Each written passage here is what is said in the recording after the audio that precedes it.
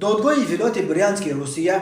حکم یک راننده تاجیک را که با عیب او در یک صدمه در این ولایت یک جوان و یک دختر به هلاکت رسیدند 10 سال حکم خود را در محبس نظامش عمومی ادا خواهد کرد. قبلا دادگاه شهر دیاتکوف این شهروند 56 ساله تاجیکستان را که موقتا در مسکو ثبت نام داشت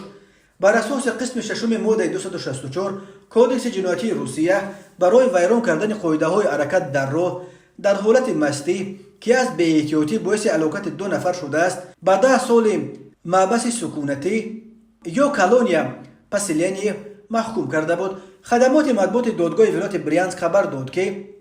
این دادگاه روز 29 سپتامبر سال 2022 شکایت نزدیکان جبر دیده ها از حکم دادگاه شهر دیاتکوف را بررسی کرد. خود شهروند محکوم شده تاجیکستان برای شرح این پرونده دسترس نیست، ولی بنا به خلاصه تفتیشات و دادگاه عیبدار شونده در حالت مستی از مشروبات و مواد مخدر سر چنبرک فرمان ماشین دمغه شورله کروز نشسته ماشین را با صورت بلند رانده است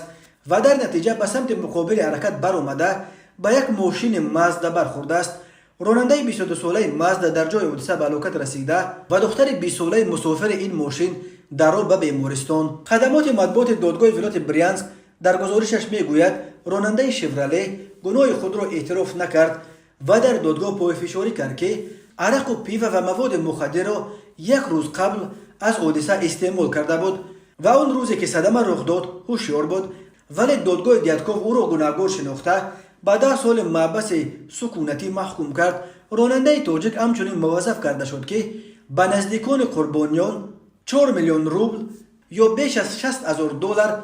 جبران پرداخت کند. خویشاوندان قربانیان صدمه از این حکم ناراضگی کرده به دادگاه ولایتی شکایت بردند و طلب کردند که راننده گناهکار جزایش را در محبس واقعی ادا کند، نه در محبس سکونتی که شرایطش نسبت به محبس‌های واقعی خیلی سبکتر است. دادگاه تجدید نظر این تقاضای نزدیکان جبر دیده ها را پذیرفت و این نقطه را به نوبت گرفت که